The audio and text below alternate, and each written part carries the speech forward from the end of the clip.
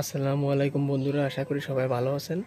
আজকে আপনাদের মাঝে নতুন একটি টপিক নিয়ে হাজির হয়েছি, যেটা হচ্ছে গ্রামীণ কৃষকের জীবনযাত্রা সম্পর্কে কিছু বলবো এবং কিছু দৃশ্য ধারণ করে আপনাদের দেখাবো। সঙ্গেই থাকুন।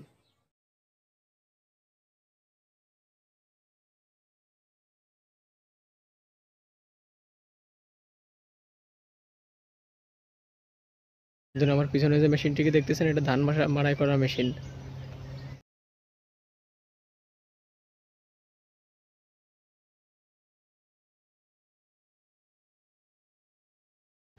আমি বাড়ি থেকে রওনা হলাম জমির উদ্দেশ্যে।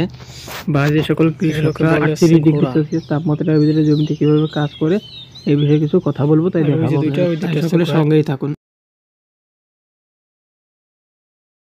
পত্র অঞ্চলের কৃষকরা এসে বিশ্রাম নেয়, তাহলে কৃষকরা কত কষ্ট করে। আমাদের মাঠের আমার সামনে যে গাড়ি ফসল, এই গাড়িটির নাম চারিদিকে শুধু ঘোড়ার গাড়ি। সোনালী আঁশ, ধান আর ধান, দুটো ঘোড়া দুটো গাড়ি। ধানের গাড়ি আনার জন্য নতুন মাটি কেটে রাস্তা বানানো হয়েছে। বাড়িতে পৌঁছায়, এছাড়া নেওয়ার কোনো সিস্টেম নেই। এই সেই বাবরা নষ্ট হয়ে যাবে, এই জন্য ধানের সাইড দিয়ে রাস্তায় অতিরিক্ত জায়গা ছিল, অতটুকুন কেটে রাস্তা বানিয়েছে।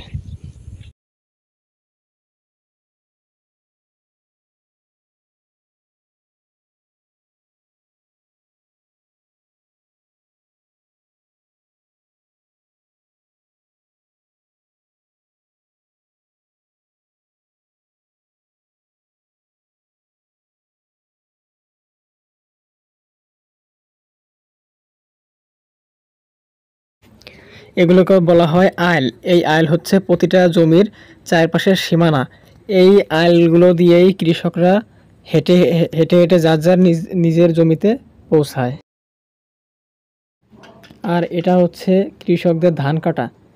এভাবে ধান কেটে জমিতে ধান এভাবে ফেলে রেখে যায়। পরবর্তীতে এই ধান আটি বেঁধে ঘোড়ার গাড়ি বা যে কোনো গাড়িতে করে লোড করে নেয়, নিয়ে এই ধান বাড়িতে পৌঁছায়। এরপরে হচ্ছে মাড়াই করে এই ধান বিক্রি করে যে অর্থ হয়, ওই অর্থটাই হচ্ছে এই ধান থেকে লাভ হয়।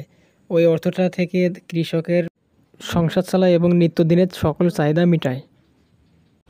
বন্ধুরা, এখন আপনারা দেখতে পাচ্ছেন কিভাবে ধানের আটির বান্ধার জন্য যে দুনো বলে, সেই দুনোটা পেঁচানো হয়। সেই দুনোটি পেঁচিয়ে এরপরে মাটিতে রাখবে। রাখার পর গোছা গোছা ধান, ওই যে ধান পড়ে রয়েছে, এই ধানগুলো এক জায়গা করে করে ওই ধানগুলো ওই দুনোটার উপরে দিবে। দেওয়ার পরে আটি বাঁধা হবে। সঙ্গেই থাকুন এবং ভিডিওটি পুরোপুরি দেখুন। ভিডিওটি ভালো লাগলে একটি সাবস্ক্রাইব করে দেবেন। আর যদি কেউ ফেসবুক পেজ থেকে দেখেন, তাহলে ফেসবুক পেজটি ফলো করে লাইক কমেন্ট করে শেয়ার করে দেবেন। ধন্যবাদ। দেখতে থাকুন আটি বাঁধা। আর হ্যাঁ, এই ভিডিওতেই তুলে ধরা হয়েছে কৃষকের জীবনযাপন, গ্রামীণ কৃষকের জীবনযাপন, জীবনধারা।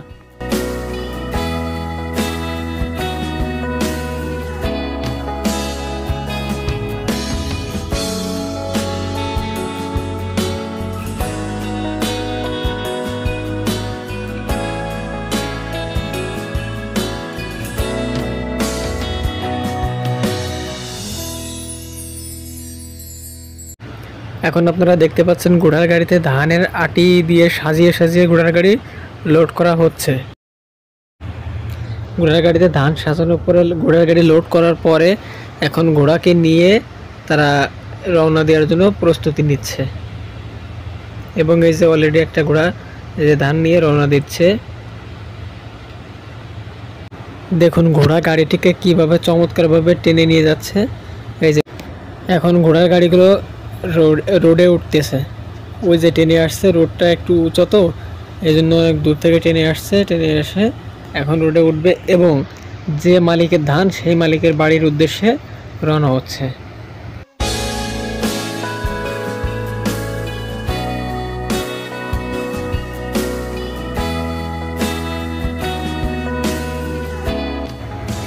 এখন ঘোড়ার গাড়ি মালিকের বাড়ি ধান নিয়ে পৌঁছে গেছে।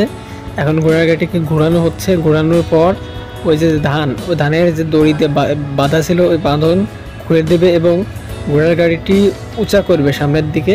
আর ধানগুলো পিছনে সব পড়ে যাবে অথবা যে কোনো এক সাইডে ফেলবে। যে ঘোড়াটিকে পিছে দেওয়া হলো। দেওয়ার পর এখন বাঁধনগুলো খুলে দেওয়া হবে। খুলে দেওয়ার পরে আস্তে করে ধানগুলো এক সাইডে ফেলে দেওয়া হবে। ঘোড়ার মালিক ঘোড়ার দড়িটি ঘোড়ার পিছে বেঁধে দিল এবং ঘোড়াটিকে একটু সামনে এগোলো। যাতে ঘোড়াটি যাতে দৌড় না দিতে পারে। এবার ড্রাইভার তার ঘোড়ার গাড়ির উপরে উঠে বসলো, বসে দড়ির বাঁধন খুলে দিচ্ছে। এরপরেই ধানটাকে নিচে নামানো হবে। আস্তে আস্তে দড়ি গিরাগুলো খুলতেছে, খোলার পরে যে এখন খোলা পুরোপুরি ওকে। এখন ওই যে মাঝখানে যে বাঁশটি আপনারা দেখতে পারতেছেন, ওই বাঁশটিকে ওই পাশ দিয়ে নিচে নামানো হবে। ওই যে বাঁশটি অটোমেটিক্যালি নিচে নেমে যাচ্ছে। এখন পিছন থেকে একজন দড়ি খুলতেছে, খুলে বাঁশটিকে নামিয়ে ফেলবে। ফেলানোর পর ওই যে ড্রাইভার মানে ঘোড়া যে চালায় তাকে ড্রাইভার বলতে হবে। সেই ড্রাইভার ওই যে সাইডে গেল, সাইডে যাওয়ার পরে ধাক্কা মেরে ধানগুলোকে যে কোনো এক সাইডে, হয়তো বা ডান পাশে মানে এই পাশে ফেলে দিবে। ওই যে ধাক্কা মারতেছে, ভালো করে খেয়াল কর, ওই যে সকল ধান পড়ে গেল। এবার ধানগুলোকে সব ফেলানোর শেষে ঘোড়াটিকে সামনের দিকে টান দেওয়া হবে। ওই যে ঘোড়াটিকে সামনের দিকে টান দিয়ে সরিয়ে নিয়ে হচ্ছে, ওই যে যেগুলো ছিল উপরে সেগুলো নিচে পড়লো। এখন এই যে ঘোড়াটিকে নিয়ে যাওয়া হচ্ছে, নিয়ে গেল। এখন আপনারা যে গাড়িটিকে দেখতে পাচ্ছেন, এই গাড়িটির নাম হচ্ছে পাওয়ার টিলার। এই গাড়িটির মাধ্যমে ধান মাড়াই করা হয়, বা গ্রাম্য ভাষায় যাকে বলে মলন। এই গাড়িটি যে ঘুরিয়ে ঘুরিয়ে মলন দেওয়া হচ্ছে। এই গাড়িটি এইভাবে অনেকগুলো ঘুরলি দিবে, দেওয়ার পর ধানগুলো একেবারে সব পড়ে যাবে। পড়ে যাওয়ার পরে ধানগুলো এই যে খড়, এই খড়গুলো ঝেড়ে ঝেড়ে খড় আলাদা করবে এবং ধান আলাদা করবে। করার পরেই এই ধান সেদ্ধ করবে। সেদ্ধ করার পরে গোলায় তুলবে কৃষকরা। আপনাদের ধান মাড়াই করা আরেকটি যন্ত্র দেখাইতেছি। এটাকে গ্রাম্য ভাষায় বলে হুক্কো কল। এটা